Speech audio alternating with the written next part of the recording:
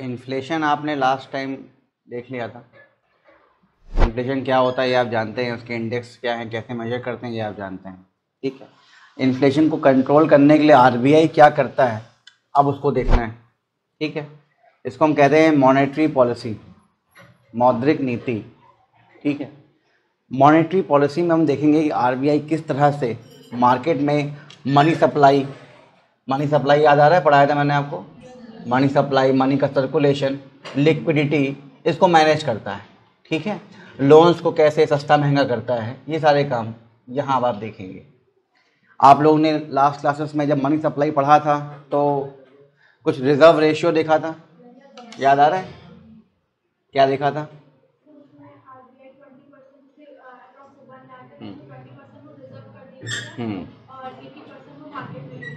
हाँ, तो ऐसी कुछ रिजर्व रेशियोज आपने देखे थे। वहाँ भी आरबीआई कुछ ना कुछ बैंक्स पे ग्रिप लगाता है कि कितना आप लेंड कर सकते हैं, कितना नहीं कर सकते हैं। ठीक है, तो आइए आज इसकी डिस्कशन को आगे बढ़ाते हैं और देखते हैं मॉनेटरी पॉलिसी क्या होती है।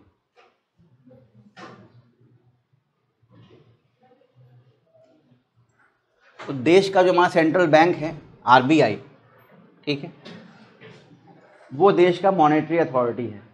ठीक है, उसके पास ये अथॉरिटी है, जुरिसडिक्शन है, क्षेत्राधिकार है कि पैसे से संबंधित जो भी डिसीजन लेने हैं कि मार्केट में पैसा ज़्यादा है, कम है, लिक्विडिटी जानते ही हैं आप लोग।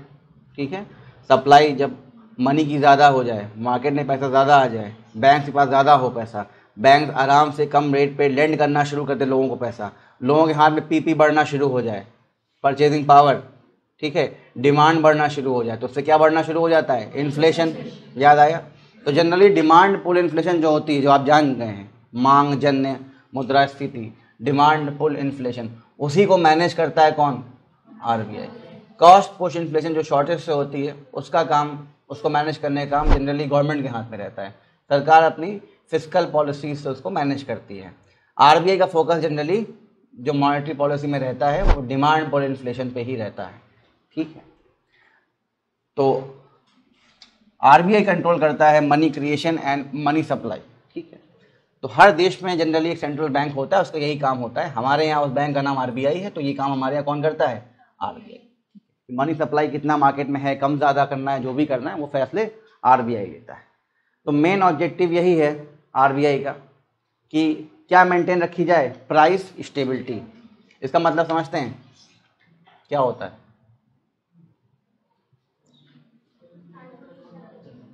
प्राइसेस जो हों वो एक पर्टिकुलर ऑप्टिमम लेवल पे हों, ना बहुत ज़्यादा ना बहुत कम। ठीक है, और उसके साथ साथ ग्रोथ भी देश में होती रहे। ग्रोथ मतलब जीडीपी बढ़ता रहे। जीडीपी कैसे बढ़ेगी? जब प्रोडक्शन बढ़ेगा, लोग सामान लेंगे भी। सामान बंद हो रहा है पर बहुत महंगा है, लोग लेंगे, बिकेगा, वो नहीं बिक पाएगा, ग्रोथ होगी नहीं हो पाएगी।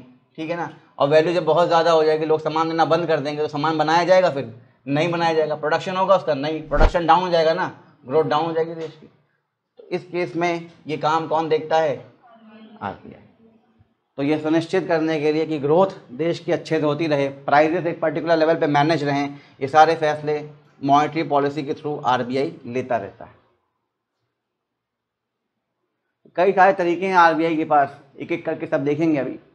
इन तरीकों से, इन मेथड्स से आरबीआई इम्प्लीमेंट करता है, क्रियान्वयन करता है अपनी मौद्रिक नीति का, मॉनेटरी पॉलिसी को इम्प्लीमेंट करता है। जैसे कि आपने नाम सुने होंगे, ओपन मार्केट ऑपरेशंस, ठीक है, bank rate, CRR, SLR, reserve systems, control policy, moral persuasion. ठीक है, कई सारे ऐसे चीज़ें होती हैं जिनकी हेल्प से आरबीआई जो है लिक्विडिटी को, सप्लाई जो है पैसे की, उसको मैनेज करता है।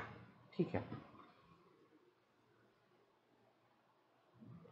तो ये कुछ शॉर्ट में कुछ पॉइंट्स लिखे हैं यहाँ पर। मॉनेटरी पॉलिसी का जो मेन एम है, जो उसका लक्ष्य है, ऑब्जेक्टिव है, उसके बारे में। ठीक है, तो क्या ऑब्जेक्टिव? पहला, स्टेबिलिटी देश में रखना। ठीक है, अगर प्राइसेस बहुत ज़्यादा हो जाएंगे तो देश में बेटा स्टेबिलिटी नहीं रहेगी। ठीक है ना, फ्लक्चुएशंस बार बार आना शुरू हो जाएंगे, कोई भी चीज़ अचानक से महंगी हो जाएगी, उसका इम्पैक्ट दूसरी चीज़ें पड़ना शुरू हो जाएगा। जैसे आपने देखा था कि फूड बहुत महंगा हो जाएगा, फूड फ्यूल महंगा हो जाएगा, तो लोग अपने पैसे बैंकों से निकाल के खर्च करना शुरू करेंगे, तो बैंकों में जमा पैसा कम हो जाएगा, बैंकों के पास पैसा देने के लिए कम रहेगा, लेंड पे करने के लिए पैसा कम हो जाएगा, लोग इन्वेस्टमेंट नहीं करेंगे, सेविंग्स नहीं करेंगे। याद आ रहा है? तो जब देश में पैसे नहीं रहेगा लेंड करने के लिए, सेविंग्स करने के लिए नहीं रहेगा, कंपनीज एक्सपैंड नहीं हो पाएंगी, उनको लोन नहीं मिल पाएगा, गवर्नमेंट अपना काम ठीक से नहीं कर पाएगी। क्योंकि इन्फ्लेशन जब ज़्यादा होता है तो क्या होता है, रॉ मटेरियल का प्राइस बढ़ जाता है, रॉ मटेरियल महंगे हो गए, रोज़गार महंगा हो जाता है, एम्प्लॉयमेंट ज़्यादा महंगा हो जाता है, लोन महंगे रेट पे मिलता है, तो डेवलपमेंट वगैरह कुछ नहीं हो पाता उस केस में। क्यों? क्योंकि महंगाई बढ़ना शुरू हो गई थी, प्राइजेस को स्टेबल रखा नहीं गया था। तो अगर प्राइजेस स्टेबल नहीं रहेंगे, प्राइस बहुत बढ़ना शुरू हो जाएंगे, तो मार्केट में क्या आ जाएगा, मुद्रास्फीति, इन्फ्लेशन आ जाएगा। अगर इन्फ्लेशन आया तो उसका इफेक्ट आपने लास्ट क्लास में देखा था, effect on the economy, effect on the growth, effect on the companies, effect on the government, effect on the bank lending rate, हर एक चीज़ पर प्रभाव डालता है इन्फ्लेशन। तो उसको कंट्रोल करने का काम कौन करता है? आरबीआई की ये मॉनेटरी पॉलिसी। ठीक है। To ensure adequate financial resources for the purpose of development, देश में पैसा रहे, डेवलपमेंट करने के लिए लोन चाहिए होता है। अगर महंगाई ज़्यादा होगी तो लोगों पे खर्च ज़्यादा हो जाएंगे, पैसा सेव कर पाएंगे वो, इन्वेस्टमेंट कर पाएंगे वो नहीं कर पाएंगे, पैसा निकाल के खर्च करना शुरू कर देंगे। फाइनेंशियल डेवलपमेंट के लिए लोन चाहिए, कॉर्पस अमाउंट चाहिए, वो बैंकों के पास ज़्यादा रहेगा नहीं, कैश क्रंच होना शुरू हो जाएगा, लोग फटाफट बैंकों में पैसा निकाल के खर्च करना शुरू कर देंगे। Price stability by maintaining optimum inflation level, inflation देखिए बहुत कम भी सही नहीं है, बहुत ज़्यादा भी सही नहीं है, इसको एक पर्टिकुलर लेवल पर सेट करते हैं। हमारे यहाँ लगभग 4% के आसपास सेट करने की कोशिश की जाती है, ±2 लेके चलते हैं। अगर इन्फ्लेशन बहुत कम हो जाएगा तो उसका क्या प्रभाव पड़ेगा?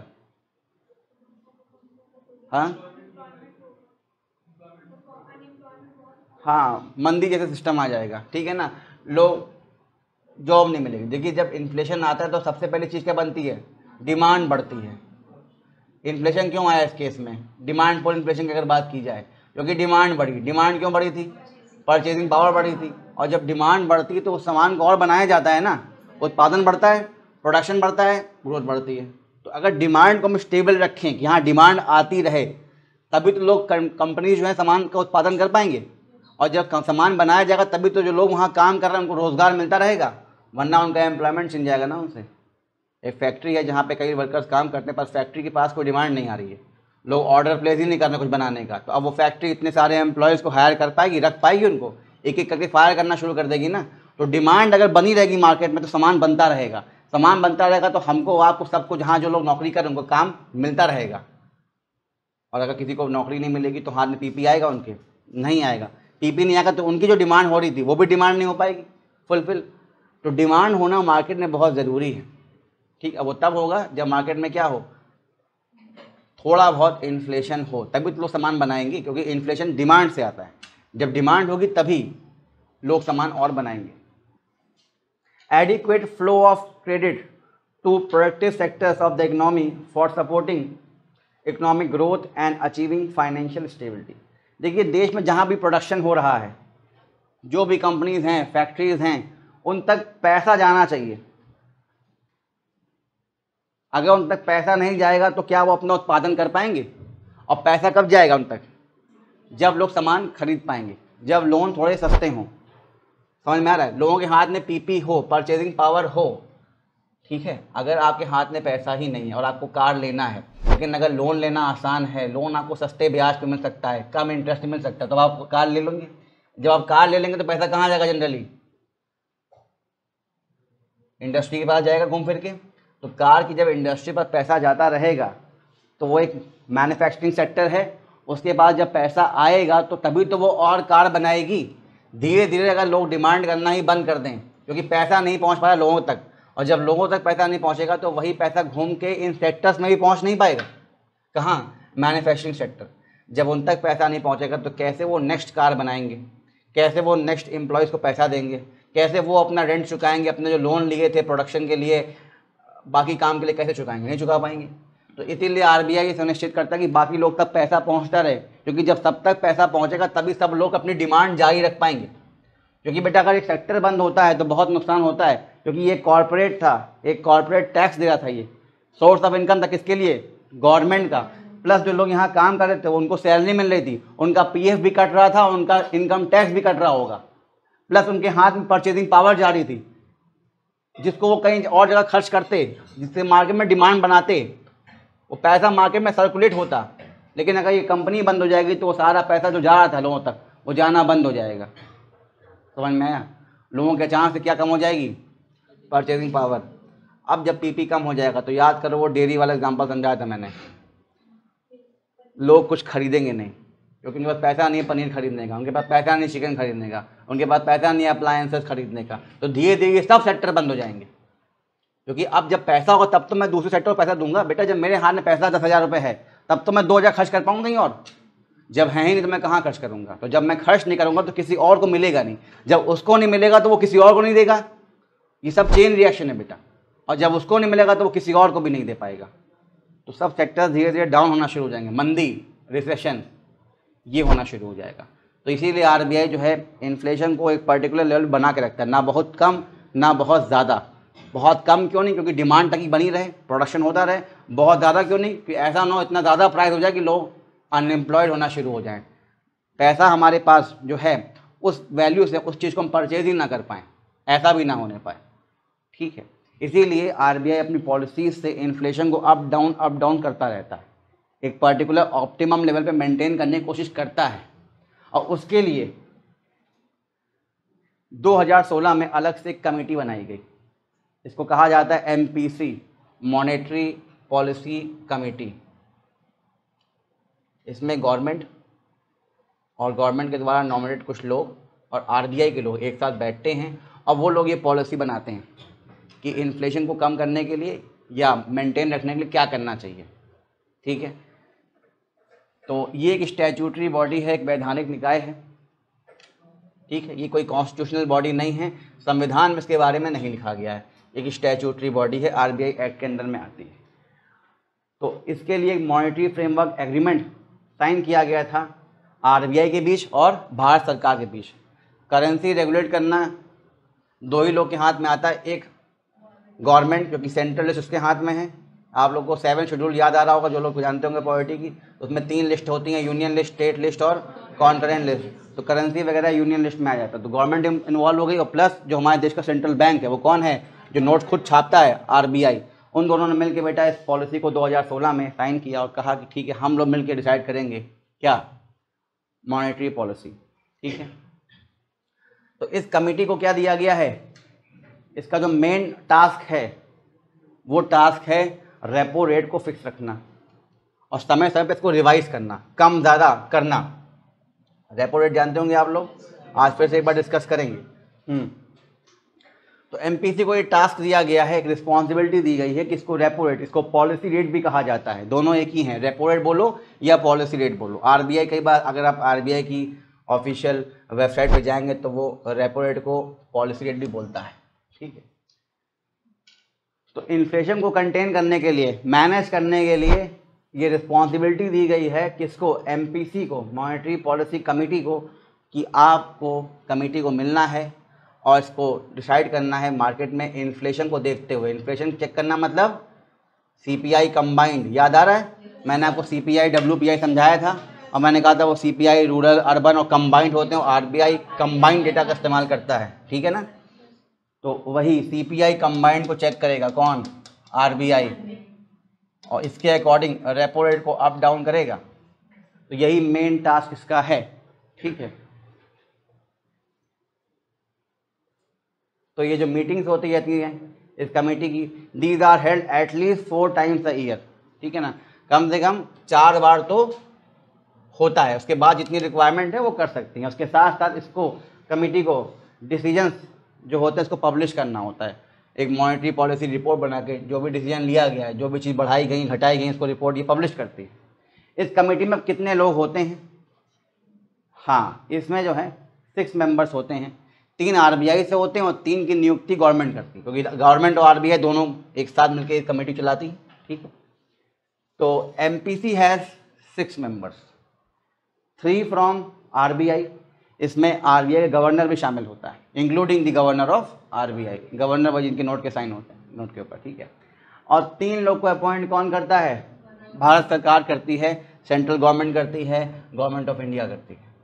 ठीक, सारे मेंबर्स के पास एक एक वोट होता है। देखो 6 लोग हैं तो डिसीजन लिया जाएगा तो कैसे लिया जाएगा? वोटिंग से। वैसे पार्लियामेंट में कोई बिल पास करना होता है तो हर एक मेंबर सांसद जो है एक वोट डालता है, ठीक है, सिंपल मेजॉरिटी से वोट लिया जाता है। तो वैसे ही यहाँ भी 6 लोग हैं, सबके पास एक वोट है, एक एक वोट, ठीक है। और अगर टाई हो गया, मान लीजिए, मतलब 3 लोग ने डाला यस, 3 लोगों ने डाला नो, कोई डिसीजन लेना है कि ये काम करें या ना करें, हाथ उठाया जाए, तो 3 लोगों ने हाथ उठा दिया यस के लिए, 3 लोगों ने कहा नहीं करेंगे, तो क्या हो गया? टाई हो गया। अब इस टाई ब्रेकर में गवर्नर के पास दूसरा वोट करने का चांस होता है। Governor gets a second vote, इसको कास्टिंग वोट भी कहते हैं। जनरली गवर्नर ने पहली बार वोट कर दिया है, क्योंकि आरबीआई की तरफ से 3 लोग हैं जिसमें गवर्नर भी है, पहली बार उसने वोट डाला होगा। लेकिन अगर वोट में टाई हो गया, 6 वोट थे, 3 यस 3 नो, तो गवर्नर अब दूसरी बार एक और वोट डालेगा। अब ये डिसाइड करेगा कि वो चीज़ होनी है यस में या नो में होनी है। इसको हम गवर्नर का सेकंड वोट कहते हैं या कास्टिंग वोट कहते हैं। जो भी फैसला ले लिया है किसने? मॉनेटरी पॉलिसी कमेटी में, ये फैसला बाध्यता होती है इसकी, बाइंडिंग किसके ऊपर? आरबीआई, कि अब पूरा आरबीआई इसके अकॉर्डिंग ही काम करेगा। मॉनेटरी पॉलिसी कमेटी एक कमेटी है जिसमें आरबीआई के 3 लोग बैठते हैं, पूरा आरबीआई नहीं बैठता, आरबीआई 3 लोग बैठते हैं और 3 लोग सरकार के बैठते हैं। ये 6 लोग कुछ फैसले लेते हैं इन्फ्लेशन को टारगेट करने के लिए, कंट्रोल करने के लिए। इस फैसले को पूरे आरबीआई को मानना पड़ता है, ठीक है। This decision is binding on the RBI. एक चीज और है, एमपीसी के पास, ये कई बार लोगों को डाउट होता है, इसको ध्यान रखिएगा, एमपीसी के पास जो अथॉरिटी है वो सिर्फ और सिर्फ एक चीज डिसाइड करने की है, repo rate. CRR, SLR, MPC नहीं, अकेले आरबीआई डिसाइड करता है। अकेले आरबीआई के गवर्नर, उनकी टीम बैठती है, वो डिसाइड करते हैं। तो जो रिजर्व रेशियोज हैं, अभी आगे आप पढ़ेंगे, नाम सुना होगा आपने सीआरआर, एसएलआर का, इनको डिसाइड ये कमेटी नहीं करता। कमेटी का मेन काम क्या है? कमेटी कौन सी? एमपीसी। इसका मेन काम क्या है? रेपो रेट को डिसाइड करना कि रेपो रेट क्या रहेगा, ठीक है। मेन टास्क का यही होता है। ये कमेटी सीआरआर, एसएलआर कितना होगा, कम या ज़्यादा, ये डिसाइड नहीं करेगी, ये डिसाइड सीधे आरबीआई करेगा, ठीक है। इस कमेटी में आरबीआई के भी लोग शामिल हैं और गवर्नमेंट के भी लोग शामिल हैं, लेकिन यहाँ सिर्फ आरबीआई डिसाइड करती है, अकेले सोल अथॉरिटी है आरबीआई। यहाँ पे गवर्नमेंट भी साथ में है, क्योंकि 3 लोग गवर्नमेंट ने भी नियुक्त कर रखे हैं, यहाँ तुम भी जाओ, देखो, बैठो, बताओ क्या चल रहा है, ठीक है। तो यही जब आपने देखा, यहाँ पे एक बार और विस्तार से देख लीजिए कि जो कॉम्पोजिशन है एमपीसी का, कितने लोग बैठते हैं, 6 मेंबर्स हैं, 6 सदस्य इसके हैं। इस कमेटी का चेयरमैन कौन होता है? आरबीआई का गवर्नर। इसको कहा जाता है एक्स ऑफिशियो चेयरपर्सन। जैसे आप लोगों ने राज्यसभा पढ़ा होगा, तो वहाँ के एक्स ऑफिशियो चेयरमैन कौन होते हैं? उपराष्ट्रपति, हमारे वाइस प्रेसिडेंट ऑफ इंडिया, ही और she is the ex officio chairman of. तो वैसे ही ये एक्स ऑफिशियो चेयरमैन होते हैं। एक्स ऑफिशियो वर्ड समझते हो तुम लोग क्या होता है? समझते हो ना? किसी पता बता दो फटाक से, क्या मतलब होता है? हाँ बेटा,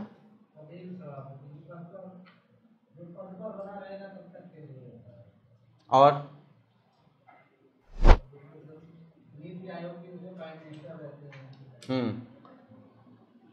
और ठीक है। एक्स ऑफिशियो का चेयरमैन का मतलब एक ये भी हो सकता है कि वो व्यक्ति जो है बेसिकली उसकी पोस्ट इतनी बड़ी कि वो अपने आप चेयरमैन वही बनेगा, ठीक है ना। अगर वो आके बैठ गया तब उससे बड़ा ओहदा वहाँ पे किसी का नहीं है, क्या बनेगा? चेयरमैन बनेगा। उसको चेयरमैन चुना नहीं गया है, समझो। देश के जो हमारे वीपी साहब हैं, वाइस प्रेसिडेंट, उनका राज्यसभा चेयरमैन के रूप में इलेक्शन नहीं हुआ था। हाँ, लेकिन जो स्पीकर साहब उनको चुना गया है। जो लोकसभा के स्पीकर होते हैं बेटा, उनका चुनाव होता है। लोकसभा के सदस्य ही वोट डालते हैं मिलकर और चुनते हैं।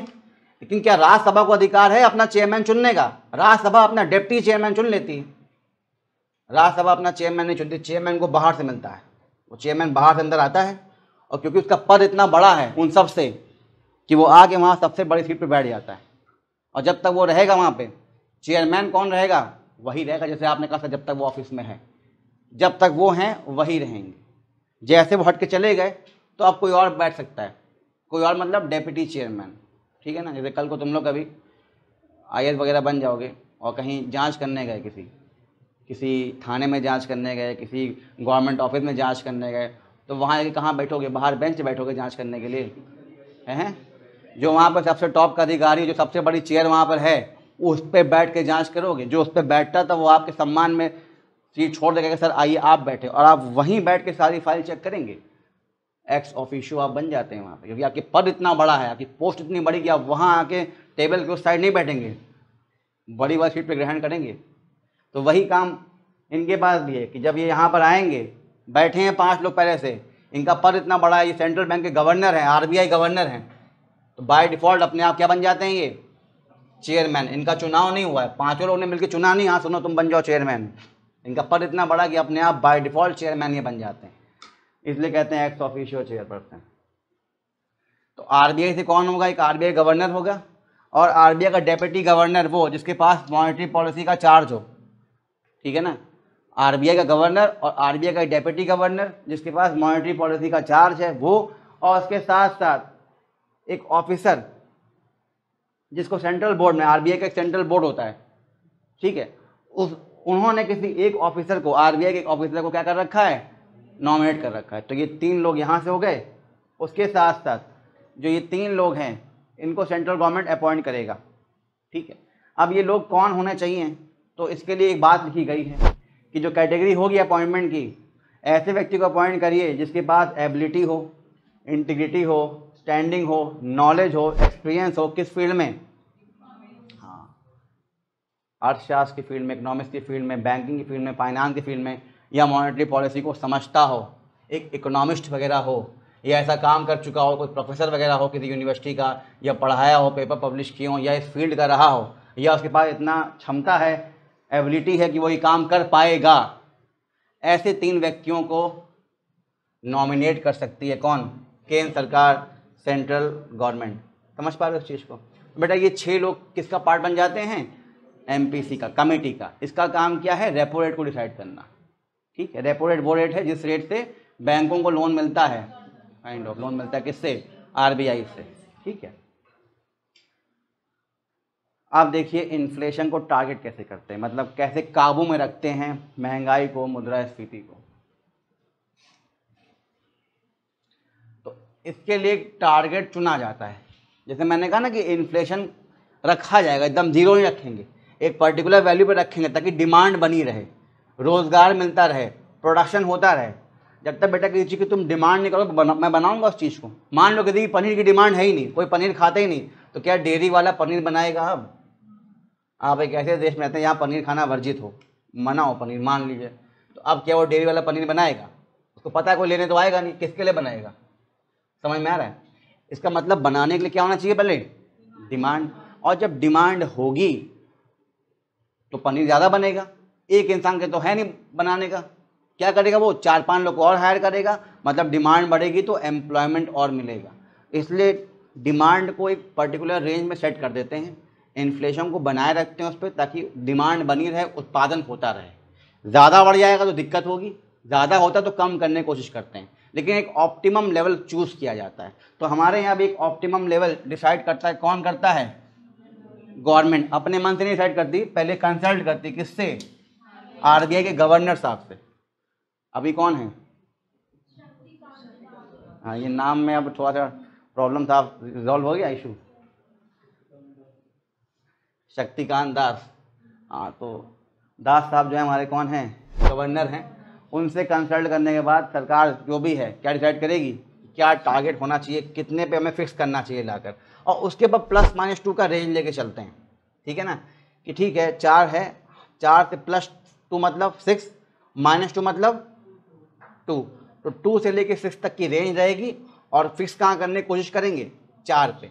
अब अगर ये लिमिट ब्रीच हो जाती है, मतलब 6 से ज़्यादा हो जाए या 2 से कम हो जाए, इस केस में दोबारा से आरबीआई और कमेटी बैठेगी और बताएगी क्यों ऐसा हो पाया और कैसे इसको वापस हम रेंज में ला पाएँ। इसके लिए दोबारा से बैठक करनी पड़ेगी, ठीक है। तो देखिए ऐसे ही होता है। इस समय जो कमेटी हमारी है एमपीसी, उसका ये मैंडेट है कि उसको करना क्या है, 4% एनुअल इन्फ्लेशन मेंटेन रखना है। 4% इन्फ्लेशन, वही सीपीआई कंबाइंड, उसका एवरेज वैल्यू पूरे साल के लिए, ठीक है।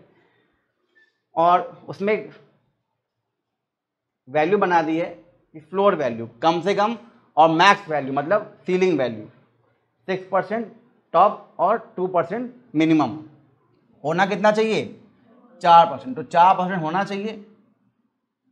आप 2 पे हो सकते हैं या एट मैक्स 6 पे। ऑप्टिमम कितना होना चाहिए 4। अगर इस रेंज से आप बाहर हैं तो अब यहाँ पे चिंता की बात है, कमेटी को दोबारा बैठना पड़ता है, डिसीजन लेने पड़ते हैं और बताना पड़ता है सरकार को कि कैसे किस तरह से इन्फ्लेशन को वापस टारगेट करके इस रेंज में लाएंगे। ठीक है, जैसे अभी हम लोग रेंज से बाहर हैं, ठीक है, रेंज से बाहर है, महंगाई हमारे यहाँ है, तो अगर टारगेट फेल हो गया, ठीक है, टारगेट फेल का मतलब ये कि जो रेंज थी उस रेंज के अंदर आप नहीं आ पाए। ठीक, मतलब if inflation is not kept in 4% ±2% zone, और ये भी लगातार कब हो जाए 3 क्वार्टर्स तक। क्वार्टर क्या होता है हैं? मुझे लगा क्वार्टर मतलब कोई और कुछ और ना बता दें यहाँ पर।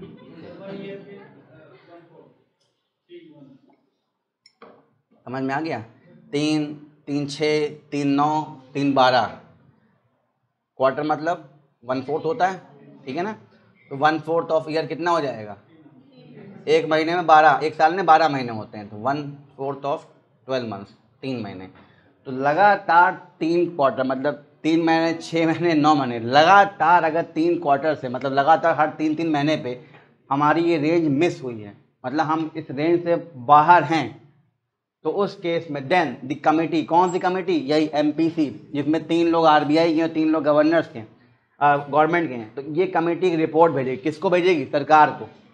उसमें रीज़न बताएगी कि क्यों ऐसा हो गया, क्यों हम इस रेंज को ब्रीच कर पाए, क्यों हम कम हो गए या ज़्यादा हो गए, और उसके साथ साथ सलूशन बताएगी, रेमेडी क्या किया जाए, ठीक है ना, और एक समय कि कब तक हम ये टारगेट अचीव कर पाएंगे। ठीक है, ताकि लगातार गवर्नमेंट की एक मॉनिटरिंग रहे कि RBI क्या कर रहा है इसके ऊपर। जैसे आप अपना कोई टाइम टेबल या गोल सेट करें और वो फुलफिल ना हो पाए तो आप बताइए कि सर नहीं हो पाया, तो मैं पूछूंगा क्यों नहीं हो पाया, कैसे करोगे और कितने दिन में वापस ट्रैक पे आओगे। तो यही काम गवर्नमेंट यहाँ पूछती है, किससे? इस कमेटी से, MPC से, जिसमें गवर्नमेंट के भी कुछ लोग हैं और कुछ लोग RBI की तरफ से बैठे हैं। समझ पा रहे हो? और जिस इन्फ्लेशन की आप बात कर रहे हैं यहाँ पर, ये इन्फ्लेशन, वो इन्फ्लेशन कौन सा है? CPI कंबाइंड है, बताया था मैंने आपको, तो मैंने दोबारा मेंशन कर दिया इस चीज़ को ताकि आप भूलें नहीं, इसको ध्यान रखिएगा, इंपॉर्टेंट है। इन्फ्लेशन जो यूज़ कर रहे हैं, इंडेक्स कौन सा है, वो सूचकांक कौन सा है? CPI कंबाइंड है। और ध्यान रखिए कौन इसको छापता है इस इंडेक्स को? कौन सा मंत्रालय? हाँ, ministry of statistics and programme implementation. ध्यान रखिए, सब कई बार पूछ लिया जाता है। और ये वो ऑफिस है, ये नोडल ऑफिस जो रिस्पॉन्सिबिलिटी है, ये विभाग इस मंत्रालय के अंदर में आता है, NSO, नेशनल स्टैटिस्टिकल ऑफिस। इसको पहले NSSO भी कहते थे, अब इसको NSSO बोलो, CSO बोलो, NSA बोलो, ये सब सेम ही चीज़ है, ठीक है ना। नेशनल सैम्पल सर्वे ऑर्गेनाइजेशन के नाम से पहले ये था, अब इसको नेशनल स्टैटिस्टिकल ऑफिस कहते हैं। ठीक, तो ये जो दफ्तर है, ये विभाग है, ये इस मंत्रालय के अंदर में आता है और यही पब्लिश करता है इस डेटा को, CPI कंबाइंड। इसी डेटा को देखा जाता है, ये डेटा हर महीने आता है। बताया था मैंने आपको कि CPI मंथली कैलकुलेट करते हैं और WPI वीकली, याद आया? तो बेटा हर महीने डेटा आएगा ये, और हर क्वार्टर मतलब 3-3 महीने पे देखा जाएगा इस चीज़ को, ठीक है ना। और लगातार अगर 3 क्वार्टर मिस हो गया, कौन सी वो रेंज जो 2 और 6 के बीच होनी चाहिए थी, तो अब रिपोर्ट भेजना पड़ेगा और फिर से बताना पड़ेगा कैसे क्या करें। ठीक है, अब ये कुछ इंस्ट्रूमेंट्स हैं, इंस्ट्रूमेंट मतलब कुछ टूल्स, कुछ मेथड्स, कुछ तरीके जो RBI इस्तेमाल करती है, किसमें? अपनी मौद्रिक नीति में, मॉनेटरी पॉलिसी में, और इसकी हेल्प से इन्फ्लेशन को, मुद्रास्फीति को उस टारगेट में फिक्स करने की कोशिश करती है। टारगेट कौन सा है? 4% लाना है और लगभग 2 और 6 के बीच में रखना है इसको। ऑप्टिमम क्या है? 4% रखना है, ठीक है। इसको भी समय समय पर अपडेट किया जा सकता है। अभी सरकार ने क्या डिसाइड किया है? 4%। डिसाइड कौन करता है? Government, not alone but with consultation of RBI governor. कल को मान लीजिए दोबारा मीटिंग कहे कि नहीं 4% नहीं हो पा रहा है, 5% करो, तो 5 पे ले आएंगे। कहेंगे नहीं 3 चलाओ काम, तो 3 पे ले आएंगे। तो अभी ये डिसाइड किसने किया कि 4 होना चाहिए और 2 से 6 होना चाहिए? गवर्नमेंट ने और RBI गवर्नर ने, इन लोगों ने मिलकर डिसाइड किया। कल को ये डिसीजन चेंज भी कर सकते हैं, ठीक है। समझ में आया?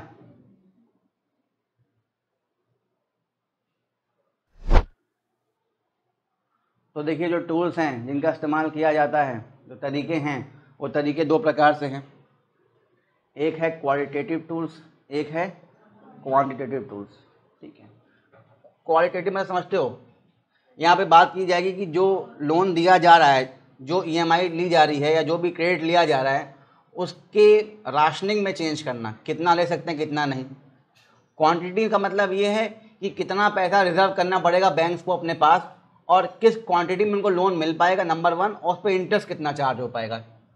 तो क्वांटिटेटिव में आपका आ जाता है वो सारे रेट्स जो आप जानते हैं, repo, reverse repo, CRR, SLR, क्योंकि वो वहाँ पे पैसे की बात करते हैं। क्वांटिटी कितना कम करना है, कितना रिजर्व करना है, इंटरेस्ट कितना बढ़ाना है, कितना घटाना है, तो क्वांटिटी की बात करते हैं। क्वालिटी की बात करने के लिए आइए कुछ एग्जांपल को समझते हैं। पहले ये हैं आपके वो टूल्स जो क्वालिटेटिव टूल्स होते हैं, आरबीआई इनका इस्तेमाल भी करता है। अब एग्जांपल के बिना समझ में नहीं आएगा, समझिए इसको एग्जांपल से। नंबर 1 टूल, इसे हम कहते हैं loan to value ratio control. Loan to value ratio. अब पहले एग्जांपल समझो, अपने आप इस चीज़ को समझ जाओगे। मान लीजिए किसी को बाइक चाहिए, वो बाइक कितने की है, 60,000 की है। ठीक है, और उसके लिए इस व्यक्ति ने क्या किया, लोन ले लिया और कहा कि he will have to give collateral to the bank as security against the loan. और अगर ये आपको लोन लेना है तो पहले आपको बैंक के पास कुछ रखना पड़ेगा, क्या, कोलैटरल एज सिक्योरिटी। कल को अगर आप नहीं दे पाए तो क्या रखेंगे। ठीक है, मान लीजिए आरबीआई ने कह दिया कि द अमाउंट ऑफ कोलैटरल जो सिक्योरिटी चाहिए required to take a loan of 60,000। मान लीजिए ये कितना है, 1 लाख। मतलब 1 लाख का कागज वगैरह कुछ हो आपके पास या कुछ ऐसी चीज़ जो आप गिरवी रख सकें, किसके पास, बैंक के पास, तभी आपको बैंक क्या दे पाएगा, 60,000 का लोन दे पाएगा। ये एग्जाम्पल है, मान लीजिए। अब हो सकता है you can keep property papers worth ₹1 lakh and take the loan. हो सकता है के पास 1 लाख का कोई खेत पड़ा हो, कोई प्रॉपर्टी हो, आपने वो दिखा दिया और कहा ठीक है इसकी गारंटी के हिसाब से हम लोन ले लेंगे, ये दिखाकर आपने ले लिया। लेकिन अगर बाद में आरबीआई ने कह दिया कि only ₹20,000 loan can be given for collateral of ₹1 lakh, हो सकता है फिर ये इंसान लोन ना ले पाए। समझो इस बात को। मुझे एक बाइक चाहिए थी और वो बाइक थी 60,000 की, कोई डाउन पेमेंट नहीं कर रहा हूँ मैं, मान के चलो पूरा लोन ले रहा हूँ मैं। अब अगर 60,000 का लोन मुझे चाहिए और आरबीआई ने पॉलिसी बना रखी है कि अगर आपको लोन चाहिए इतने का तो आपको एटलीस्ट 1 लाख रुपीज़ का कुछ सिक्योरिटी जमा करना पड़ेगा बैंक के पास। ठीक है, वो पेपर हो, सोना हो, कुछ भी हो।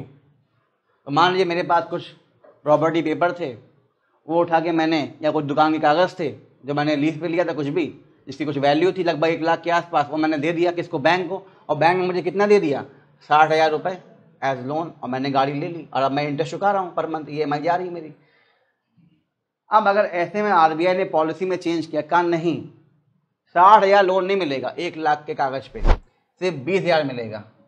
तो अब आपको 60,000 लोन चाहिए, तो मतलब आपको पास 3 लाख के कागज़ होने चाहिए। मान लो मेरे पास नहीं है, अब मैं लोन ले पाऊंगा नहीं।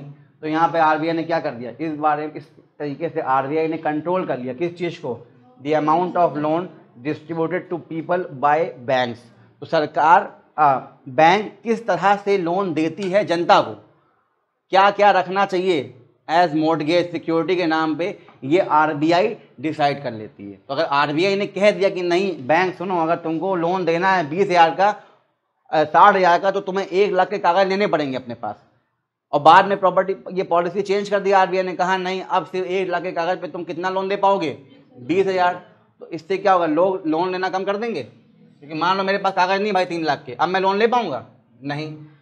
तो इससे कहते हैं लोन टू वैल्यू रेशियो, कितना लोन है और कितने वैल्यू का मैं सामान दे रहा हूँ, रख रहा हूँ, तब मुझे वो लोन मिलेगा। तो अगर ऐसा चीज़ आरबीआई इस तरह से कंट्रोल करके बढ़ा दे, तो अब इंसान लोन ले पाएगा फ्रीक्वेंटली, नहीं ले पाएगा ना। तो अब अगर मार्केट में इन्फ्लेशन बहुत ज़्यादा है, क्यों, क्योंकि तक के पास क्या था, परचेजिंग पावर, क्योंकि लोन आराम से मिल रहा था। अब अगर आरबीआई ने क्या किया, रेपो नहीं बढ़ाया, सुनो इस चीज़ को, रेपो नहीं बढ़ाया, सीधे बैंक की पॉलिसी चेंज की, कहा बैंक से सुनो जो तुम लोन देते हो उसमें कुछ रखवाते हो अपने पास एज अ मॉर्टगेज सिक्योरिटी, इतना नहीं इतना रखवाओ तभी लोन देना। अब इस केस में जब क्लाइंट और कस्टमर आएगा तो बैंक कहेगा सर आरबीआई की पॉलिसी है, आपको ऐसे ही करना पड़ेगा। मान लो मैं कस्टमर था, मैं गया, मेरे पास नहीं है इतना कागज़ इतने का, मैं कहूँगा ठीक है नहीं चाहिए लोन यार, अब 2 महीने बाद गाड़ी लूँगा। समझो इस चीज़ को। तो इससे क्या हुआ, आरबीआई ने तुरंत लोन को कम कर दिया। अगर ये पैसा मैं ले लेता तो पैसा मेरे हाथ में आता, फटाफट में चीज़ें लेता, डिमांड बढ़ रही थी ऑलरेडी, बाइक की प्राइस और बढ़ना शुरू हो जाती। क्यों? क्योंकि बाइक के लिए लोन मिलना आसान हो गया था। अगर सब लोग को फटाफट लोन मिल जाए, सब लोग बाइक लेना शुरू कर दे, तो बाइक इंडस्ट्री में क्या होगा, बाइक की वैल्यू बढ़ना शुरू हो जाएगी। डिमांड बढ़ रही, वैल्यू बढ़ेगी, इन्फ्लेशन बढ़ जाएगा। तो इस तरीके से आरबीआई ने लोन को कम करने की कोशिश करी। एक और होता है कंज्यूमर क्रेडिट कंट्रोल, इसको देखिए।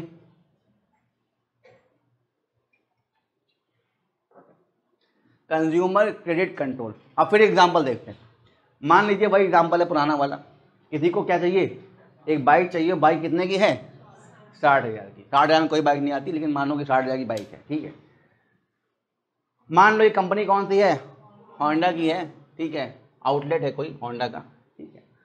तो उसने इस व्यक्ति से कहा कि देखिए सर ऐसा है कि आप क्या करें, डाउन पेमेंट करें कितने का, 10% का, और बाकी बचा हुआ कितना है, आप उसको लोन कराना चाहें तो करा सकते हैं। 60,000 का 10% कितना हो जाएगा, 6,000 हो जाएगा। 60,000 का 10% 6,000 हो जाएगा। तो ये कहना चाह रहे हैं कि सर आप 6,000 रुपीज़ क्या दें, कैश डाउन करें, और बाकी 54,000 इसका आप क्या करा लें, अगर कराना है आपको लोन, ठीक है। तो मान लीजिए ये बहुत कम पैसा है, ऐसे तो हर व्यक्ति 6,000 दे देगा और कहेगा हाँ हाँ ठीक है लोन ले लेंगे, पर मंथ चुकाएंगे। तो इससे क्या सबको आसानी से क्या मिलना शुरू हो जा रहा है, लोन गाड़ी लेने के लिए। गाड़ी की वैल्यू बढ़ना शुरू हो जाएगी, डिमांड बढ़ना शुरू हो गई। क्योंकि अब अगर आरबीआई ये मैंडेट कर दे, एक रेगुलेशन बना दे और कहे कि नहीं कम से कम 30% की डाउन पेमेंट रिक्वायर्ड है, 30% से कम डाउन पेमेंट नहीं कर सकते। मान लो मेरे जेब में 10,000 रुपये है बाइक पर तुरंत खर्च करने के लिए, इसका 30% कितना हो जाएगा, 18,000। मेरे जेब में कितने हैं, 10,000। मुझे गाड़ी मिल पाएगी, नहीं।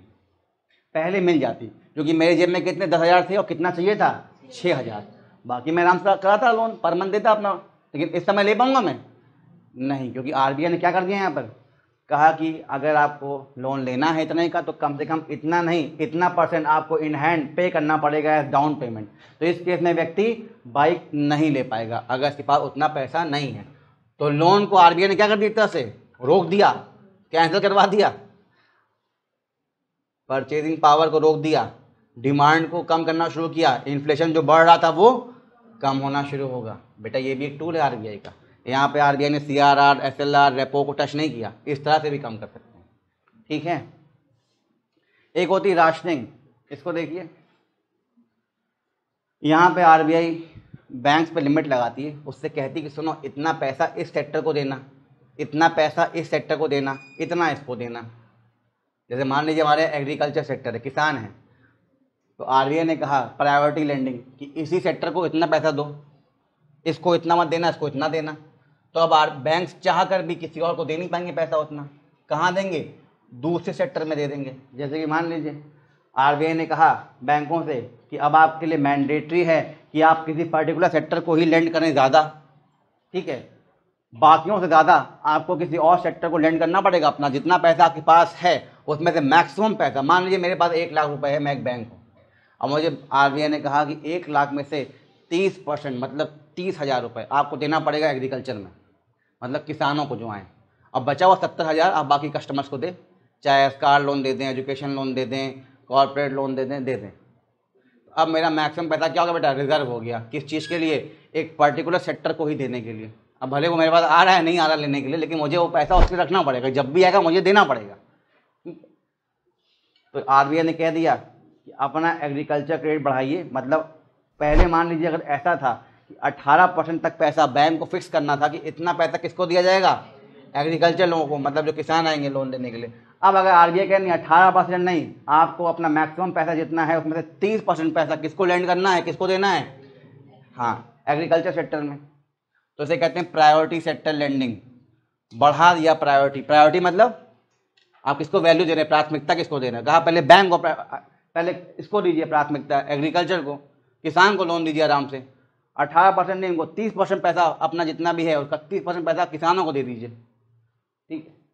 There bye making more funds available in that sector. तो किसी एक सेक्टर को बूस्ट करने के लिए, बढ़ावा देने के लिए आरबीआई क्या कर सकता है, बैंकों से कह सकता है कि उस सेक्टर को ज़्यादा पैसे दीजिए, दूसरे को कम दीजिए। ठीक, इससे भी कंट्रोल कर सकता है पैसा कि किस सेक्टर में पैसा कितना जाए कितना ना जाए। ठीक है, एक होता है मॉरल सुवेशन, परसुएट करना कहते हैं इसे। ठीक है, कई बार क्या होता है कि आरबीआई अपना जब रेपो रेट वगैरह बढ़ा देता है या कम कर देता है, रेपो सुना होगा आप लोगों ने, और फिर भी अगर बैंक ना बात तुरंत माने आरबीआई की, मान लीजिए आरबीआई ने अपने रेपो रेट को बढ़ा दिया, तो अब बैंकों को भी क्या करना चाहिए, रेपो रेट को, अपने बैंक लेंडिंग रेट को बढ़ा देना चाहिए। आरबीआई अगर रेपो घटा दे तो उसी प्रपोर्शन में बैंक्स को भी अपना लेंडिंग रेट घटा देना चाहिए। फिर भी अगर कुछ बैंक ये बात ना माने, मान लीजिए sometimes even after RBI reduces the repo rate, then also the banks they do not reduce the lending rates। lending rate मतलब जैसे हम लोग को मिलता है पैसा, house loan, car loan, bike loan, education loan. ठीक है, हैंस इससे होता क्या है कि जो बेनिफिट लोगों तक पहुंचना था रेपो रेट का, आरबीआई ने जानबूझ के रेपो रेट को डाउन किया ताकि लोन सस्ते हो जाएं। तो जब बैंक को पैसा कम मिलेगा, सस्ते मिलेगा, तो बैंक सस्ते में हमको आपको भी लोन देंगे, तो हमारे आपके लिए लोन लेना आसान हो जाए। तो जनता का कल्याण करने के लिए, वेलफेयर करने के लिए, लोगों के हाथ में परचेजिंग पावर को बढ़ाने के लिए और सस्ते में लोन दिलवाने के लिए आरबीआई ने क्या किया, अपना रेपो रेट डाउन कर दिया। और ये इच्छा की कि जब हमने डाउन किया तो आप भी डाउन करिए, आप मतलब बैंक्स। लेकिन बैंक अगर ये काम नहीं करें, देर लगाएं करने में इस चीज़ को, ठीक है, मुनाफा भी कमा रहे हैं बैंक, क्योंकि खुद तो पैसा सस्ते में ले रहे हैं, किससे, आरबीआई से, और उसको महंगे में दे रहे हैं किसको, जनता को। तो इस केस में अगर आरबीआई का फ़ायदा लोगों तक नहीं पहुंच पाता और इससे इन्फ्लेशन को कम ज़्यादा नहीं कर पा रही है आरबीआई, तो इस केस में जो आरबीआई गवर्नर है, हो सकता है वो किसी इंटरव्यू में या प्रेस कॉन्फ्रेंस बुलाकर या किसी कॉन्फ्रेंस या चैनल पे आके ये बोल दें, ये बहुत घबराए हुए हैं, किससे, वरीड हैं about the inflation situation in the country, और बोल रखे हैं कि we will take some strong action, firm action for achieving the inflation reduction, कमी करने के लिए।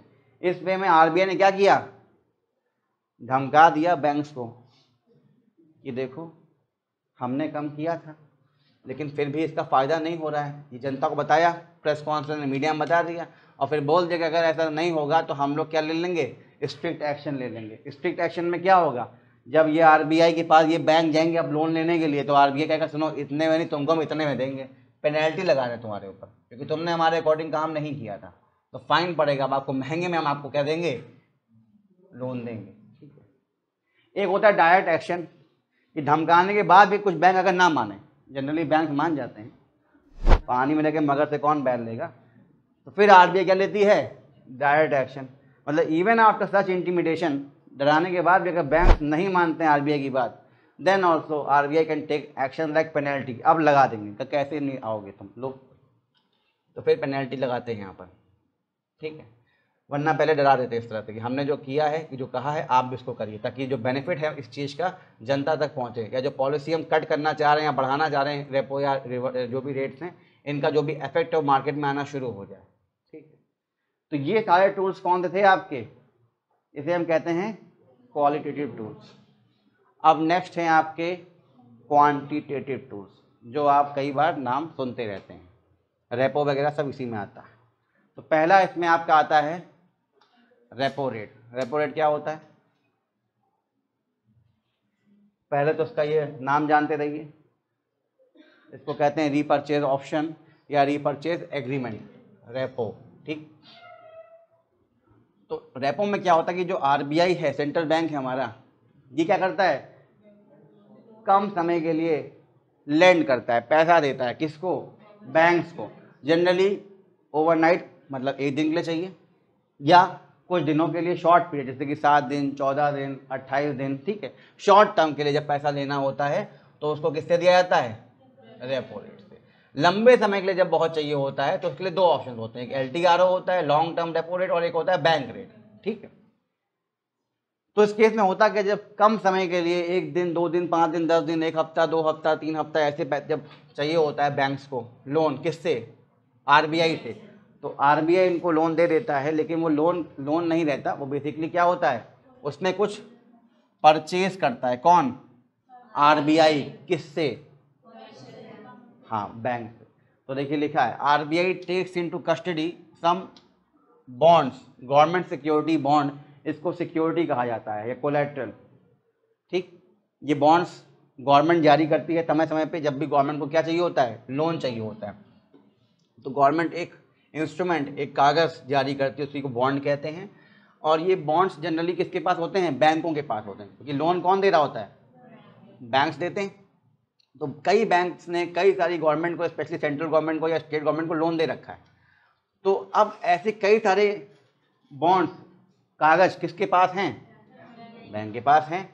तो आरबीआई कहते हैं जितना आपको लोन चाहिए उतने का हम क्या ले लेंगे आपसे? बॉन्ड। मान लीजिए किसी को चाहिए 100 करोड़ लोन, कोई बैंक है, तो आरबीआई कहेगा उस बैंक से कि आप क्या करिए, पहले हमको लगभग कुछ कागज़ दे दीजिए, बॉन्ड दे दीजिए, जो आपने किससे लिया है? गवर्नमेंट से, क्योंकि आपने गवर्नमेंट को लोन दिया उतने का, और गवर्नमेंट आपको लोन चुकाएगी बाद में। तो लगभग 100 करोड़ के ही क्या करिए आप हमको? बॉन्ड दे दीजिए, क्योंकि ये बॉन्ड जिसके पास रहेगा मैच्योरिटी के बाद गवर्नमेंट उसको पैसा देगी। अभी ये बॉन्ड किसके पास में है? बैंक के पास है। अब ये कौन लेने वाला है इससे?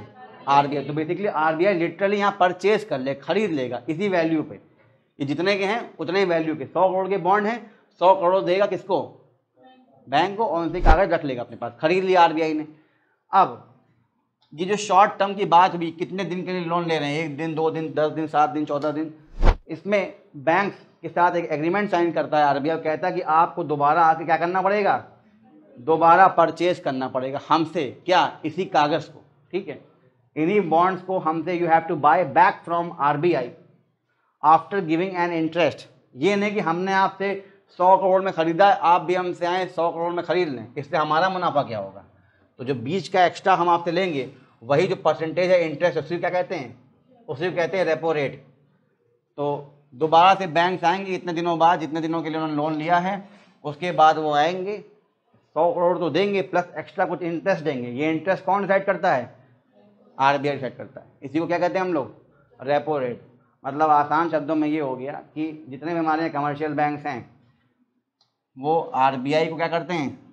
अपने सिक्योरिटीज़ और बॉन्ड्स बेच देते हैं, और एक एग्रीमेंट करते हैं उनके साथ कि दोबारा कुछ समय बाद शॉर्ट टर्म में ये आएंगे इनके पास और रीपर्चेज करके चले जाएंगे। क्या रीपर्चेज कर लेंगे?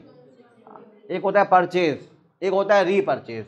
जो हमारा था वो हमने आपको दे दिया, आपने हमसे खरीद लिया, और कुछ दिनों बाद हम दोबारा आपसे आएंगे और आप अपनी चीज़ आपसे खरीद के ले जाएंगे। ठीक, तो उसमें एक एग्रीमेंट में सब कुछ लिखा होता है कि किस डेट को वापस आएंगे खरीदने और किसने प्राइस पे खरीदेंगे। जो भी एक्स्ट्रा प्राइस देना पड़ता है, वही एक्स्ट्रा प्राइस क्या हो जाता है? इंटरेस्ट। उसी को हम कहते हैं रेपो रेट।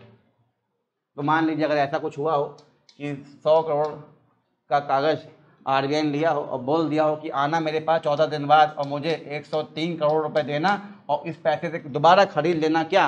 अपने इन कागज़ को। तो जो कितना एक्स्ट्रा मिल गया आरबीआई को? 3 करोड़, यही इसका मुनाफा, यही कमाई, और परसेंटेज निकालो तो यही क्या है? रेपो रेट हो जाएगा। इस समय अभी महीना क्या चल रहा है? हाँ, तो आरबीआई की वेबसाइट चेक करते रहा करिए, ऑफिशियल वेबसाइट RBI.org जो है, तो वहाँ पे ये रेट्स चेंज होते रहते हैं। तो अभी जो रेट है इस समय करेंट रेपो रेट वो कितना है? 5.40% है इस समय ये रेट चल रहा है। ठीक है, रेपो रेट को एक और नाम से बोलते हैं पॉलिसी रेट। ठीक है, और रेपो रेट और एक अभी आप देखने वाले हैं रिवर्स रेपो रेट, इन दोनों को ही कहा जाता है लिक्विडिटी एडजस्टमेंट फैसिलिटी। लिक्विडिटी मतलब कितना पैसा सप्लाई कितना है मार्केट में, तो पैसे को कम ज़्यादा करना, मतलब लोन को महंगा या सस्ता करना है। इसके लिए आरबीआई इन 2 टूल्स का इस्तेमाल करता है, रेपो का और रिवर्स रेपो का। अभी आपने रेपो देखा है, ये वो रेट है जिससे बैंक जो है वो लोन लेते हैं, किससे? आरबीआई से। अब एक इसका उल्टा देखिए, रिवर्स रेपो, ये जस्ट क्या होता है इसका अपोजिट। इसमें कौन लोन ले लेगा? आरबीआई जब देखता है कि बैंक के पास पैसा ज़्यादा है, क्या कर सकता है उनसे? कहेगा अपना एक्स्ट्रा इनकम को दे दो और ये लो इंटरेस्ट, कुछ कमा लो तुम बैठे बैठे। ठीक है, तो when banks lend to RBI for short term period it is called reverse repo. ठीक है, तो बैंक करते क्या है? आरबीआई से खरीद लेते हैं क्या? आरबीआई के पास जैसे बॉन्ड होते हैं, ठीक है ना। याद करो ऐसे बॉन्ड आरबीआई को कौन देता है, सरकार देती है करेंसी वगैरह प्रिंट करते समय, तो बॉन्ड पड़े रहते हैं। और कई बार आरबीआई भी ऐसे कई सारे बॉन्ड अलग अलग बैंकों से लेके अपने पास रखे रहती है, ठीक है। तो ऐसे बॉन्ड्स जो आरबीआई के पास पड़े होते हैं उतनी कीमत के बॉन्ड खरीद लेता है कौन, बैंक, और कहता है ये लीजिए पैसा, और इतने का बॉन्ड हमने आपसे ले लिया। अब जितने समय की बात हुई होती है उतने शॉर्ट टर्म के बाद आरबीआई फिर से आएगा और वापस से अपने गवर्नमेंट सिक्योरिटी बॉन्ड्स को परचेज कर ले, किससे, बैंक से परचेज कर लेगा, और बैंक को क्या दे देगा, इंटरेस्ट, ठीक है ना। यही इंटरेस्ट क्या होता है, रिवर्स रेपो रेट, ठीक है। तो अब इससे फ़ायदा क्या होता है, भाई आरबीआई क्यों लेने चला गया पैसा बैंक से, ठीक है। इससे आरबीआई को मान लीजिए पैसा मिल जाता है जब आरबीआई को ज़रूरत पड़े, और मेन काम ये होता है आरबीआई जानबूझ के कई बार इंटरेस्ट रेट अच्छा दे देता है, किसको, बैंक को, ताकि क्या हो जाए, बैंक अपने मन से अपना एक्सेस पैसा किसको दे दें, किसको पार्क कर दें, किसके पास पहुंचा दें। वरना अगर ये पैसा बैंकों के पास होता है तो बैंक इसको ले देते किसको, कस्टमर्स को, सबको लोन मिलता आसानी से, डिमांड बढ़ती, वैल्यू बढ़ता, इन्फ्लेशन बढ़ता। आरबीआई ने कहा लो अपने पैसा हमको दे दो, और ये लोग क्या, कागज दे दिया, मतलब सिक्योरिटी, और क्या ले लिया उनसे, पैसा किसके पास कम हो गया, बैंक के पास, क्योंकि उन्होंने पैसा किसको दे दिया, अपना आरबीआई को दे दिया। तो अब बैंक के पास अमाउंट कम है लेंड करने के लिए, तो जब लोन कम है मतलब आरबीआई ने लिक्विडिटी मार्केट से कम कर दी। ये पैसा किसके पास था, बैंक के पास था। तो चाहे पैसा लोगों के हाथ में हो या बैंक के पास, उसको हम क्या कहते हैं, लिक्विडिटी। आरबीआई सीधे हमसे पैसा ही नहीं लेगा पर बैंकों से ले लेगा, समझ में आया।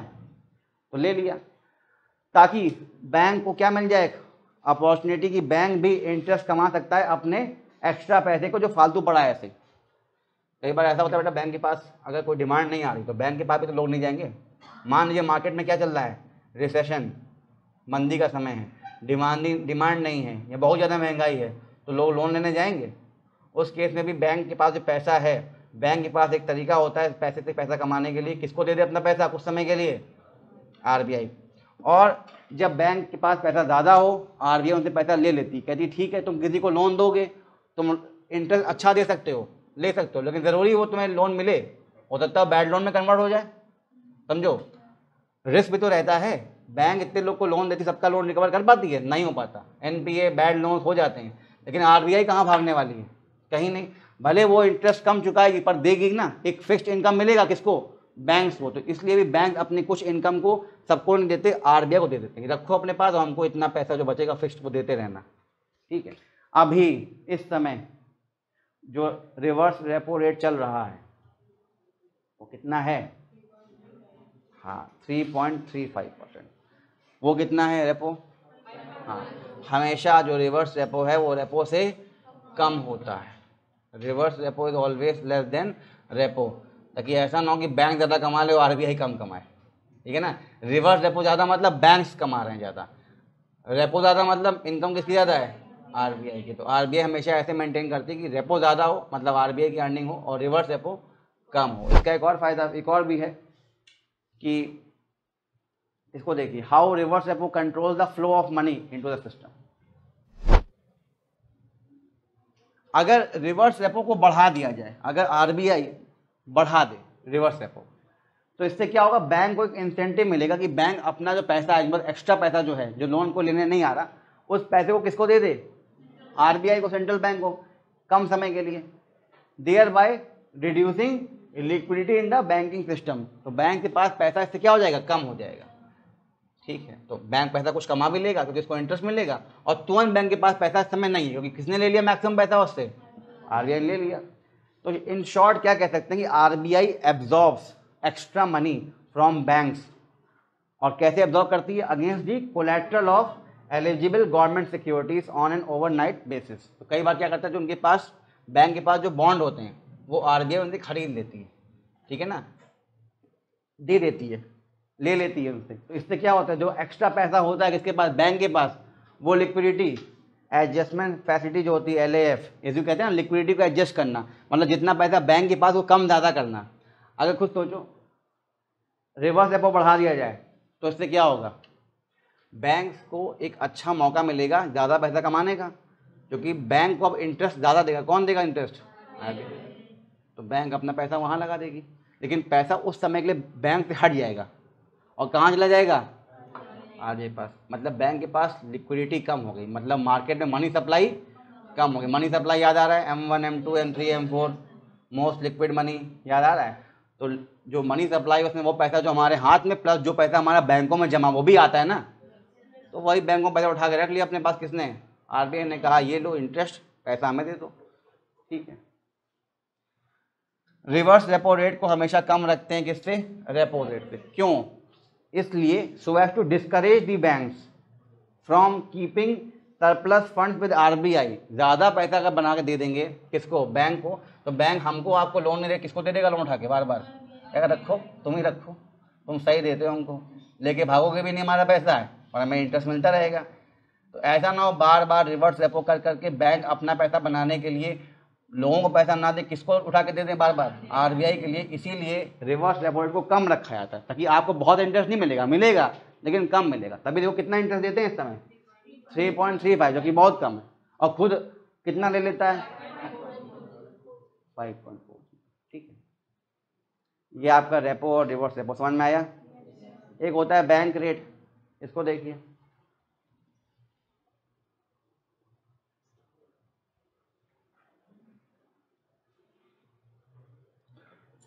जनरली रेपो में क्या होता है बेटा कि शॉर्ट टर्म के लिए लोन दिया जाता है, कम समय के लिए, ठीक है।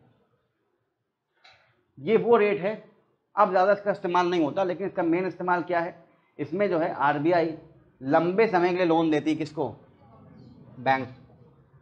तो bank rate is charge against the loans offered by central bank to commercial bank. Commercial bank मतलब सारे बैंक जो तुम्हारे, चाहे वो एसबीआई हो, पीएनबी हो, आईसीआईसीआई हो, ठीक है, ये सारे बैंक्स को आरबीआई जो है क्या कर रही है, लोन दे रही है लंबे समय के लिए। और यहाँ पे रेपो रेट में क्या होता था, पहले शॉर्ट टर्म के लिए लोन लिया जाता था, बैंक लोन लेते थे किससे, आरबीआई से। और आरबीआई इसमें सिर्फ लोन नहीं देती थी, आरबीआई बैंक्स के सिक्योरिटीज़ को, G-Sec बॉन्ड्स को, गवर्नमेंट सिक्योरिटी बॉन्ड्स को परचेज कर लेती थी, और उसी परचेज करने के एवज में क्या देती थी, पैसा देती थी। यहाँ पे बैंक रेट में आरबीआई बैंकों से कोई भी कागज़ बॉन्ड परचेज नहीं कर रही, सीधे लोन देती है। तो कितना चाहिए, 50 करोड़, ये लो 50 करोड़। आपसे मांगेंगे नहीं कि नहीं पहले 50 करोड़ के बॉन्ड ला के हमको दो, ऐसा नहीं बोलेगी, सीधे कितना दे देगी, मनी। और कहीं क्योंकि मैंने आपसे कोई कोलैटरल नहीं लिया है, कोई सिक्योरिटी नहीं ली है, इसीलिए मैं आप पे इंटरेस्ट भी ज़्यादा ले लूँगी, ठीक है। तो बैंक आरबीआई ऐसा कर देता है। तो यहाँ पर क्या है, कोई भी कोलैटरल इन्वॉल्व नहीं, कोलैटरल मतलब कोई भी बॉन्ड वगैरह आरबीआई अपने पास नहीं रखता, लेकिन बॉन्ड्स, एग्रीमेंट, सिक्योरिटीज या कोलैटरल को रखा जाता है जब क्या यूज़ किया जा रहा है, रेपो, ठीक है।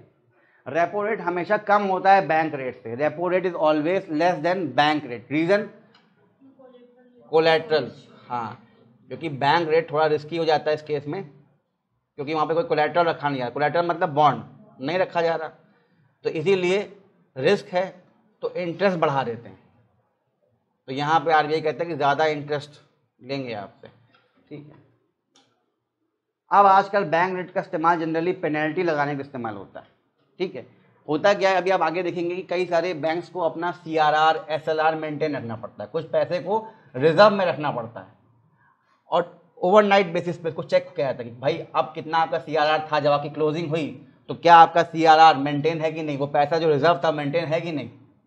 और अगर नहीं है तो उस केस में आपके ऊपर जो पेनल्टी लगाई जाएगी, क्योंकि अगर आपके पास नहीं है तो आप हमसे लेने आएंगे पैसे को, तो अब आपको हम हाई इंटरेस्ट रेट पे पैसा देंगे। जैसे मान लीजिए मैंने आपसे कहा कि बेटा आपके पास जेब में 1000 रुपये है, आपने कहा सर ठीक है, मैंने कहा मैं चाहता हूँ कि आप इस 1000 में से 200 रुपये रिजर्व कर लें, मतलब 200 खर्च ना करें।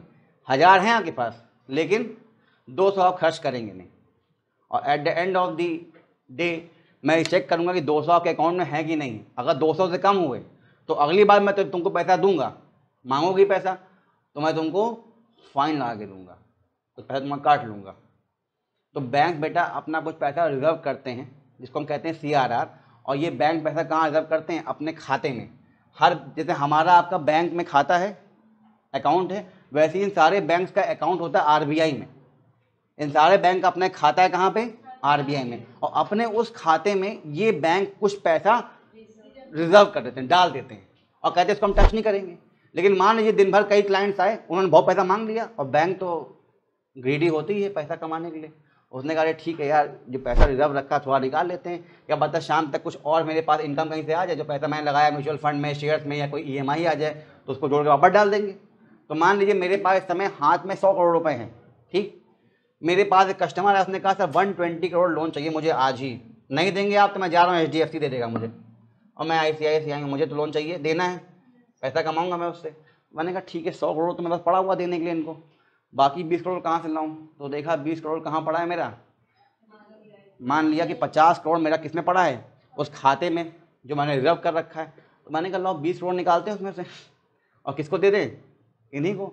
20 निकालेंगे, 100 है, 120 बन गया, इसको दे देते हैं, ताकि पर मंथ हमें क्या मिलेगा, इनसे बड़ा बड़ा इंटरेस्ट मिलेगा।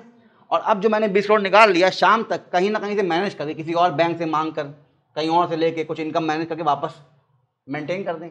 लेकिन अगर शाम तक जब वो बैंक क्लोज हो रहा है, अगर उस अकाउंट में मेरा वापस 50 करोड़ नहीं हुआ जो मुझे रिजर्व करना था, तो अब मुझ पर क्या लगेगी? पेनल्टी, कि आपको इतना मेंटेन करना चाहिए था, आपने बाउंड्री को क्रॉस किया, निकाल लिया, और दोबारा टाइम रहते आप उसको फिल नहीं कर पाए।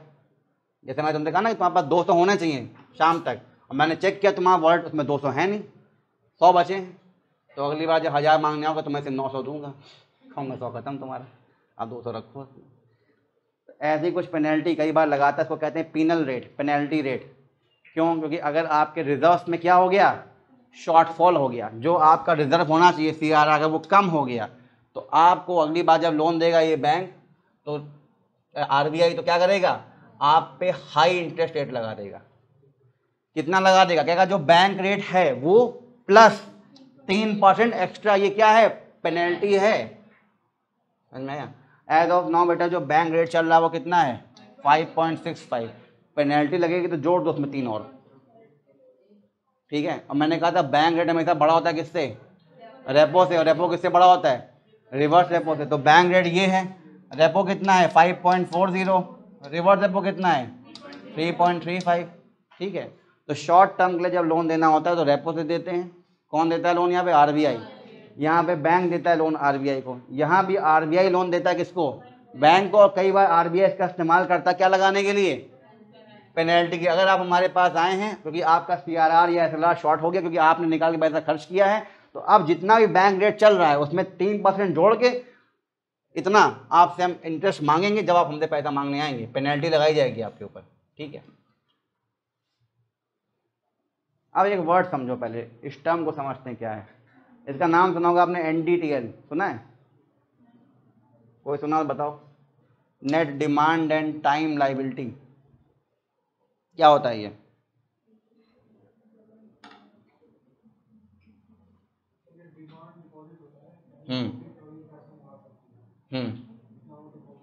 ये डिमांड डिपॉजिट हो गया। और टाइम, FD वगैरह, RD वगैरह। देखिए बेटा, हमारा आपका पैसा जो जमा है, कुछ पैसा जमा है एज डिमांड डिपॉजिट। मतलब मान लीजिए अगर आपके अकाउंट में 10,000 रुपये पड़ा है इस समय, तो वो क्या है? Demand deposit. कभी भी आप जाएंगे ATM पैसा निकाल लेंगे, उसी पैसे से आप UPI पेमेंट कर देंगे, फोन पे कर देंगे, या कैश निकाल के खर्च कर लेंगे। क्या बैंक मना करेगा आपको? क्या बैंक आपका ट्रांजेक्शन रोक देगा? नहीं रोक सकता। एक होता है टर्म डिपॉजिट। देखिए आप फिक्स कर देते हैं कि हाँ FD RD की इतने समय बाद ही निकालूंगा जब मैच्योरिटी हो जाएगी, ठीक है। तो ये हो गया डिमांड डिपॉजिट, ये हो गया टर्म डिपॉजिट। तो टोटल जो हो गया इसको हम कहते हैं net demand and time liability. Liability किसकी होगी? बैंक की ना, क्योंकि पैसा कहाँ जमा है आपका? बैंक में। तो आप कभी मांगने आ सकते हैं, एक पैसा कभी मांगने आओगे और एक पैसा एक पर्टिकुलर समय के बाद मांगने आओगे। लेकिन जब मांगने आओगे तो बैंक को देना पड़ेगा ना। तो बैंक की क्या है? लायबिलिटी है ना। ये इसी को नाम लिया गया है liability, net demand and time liability. Asset नहीं बोला गया इसने यहाँ पर। तो देखिए, deposits of public are the liability of bank. हमारा जो भी पैसा जमा है बैंकों में, चाहे पैसा जमा हो फिक्स्ड FD वगैरह में, चाहे वो डिमांड डिपॉजिट हो, वो किसकी लायबिलिटी है? बैंक की। हमें वो पैसा देगा बैंक, ठीक है। क्योंकि जो हमने पैसा जमा किया है वो एज अ लोन है बैंक के लिए। ये हमने अपना पैसा लोन दे रखा है बैंक को, रखो तुम अपने पास, जमाएंगे तो दे देना हमको, और कुछ इंटरेस्ट भी दे देना एक्स्ट्रा, ठीक। तो पब्लिक, जनता का जो डिमांड डिपॉजिट है, मतलब ऑन डिमांड जो हम कभी पैसा निकाल सकते हैं, जो जमा खाते में, these are the demand liability of the bank. तो क्या बोलते हैं? डिमांड लाइबिलिटी, कभी भी हम आप जाके अपने बैंक से पैसा निकाल सकते हैं और ये लाइबिलिटी है ऑन डिमांड बैंक किसकी, बैंक की, हमको क्या दे दे, निकाल के हमारा पैसा।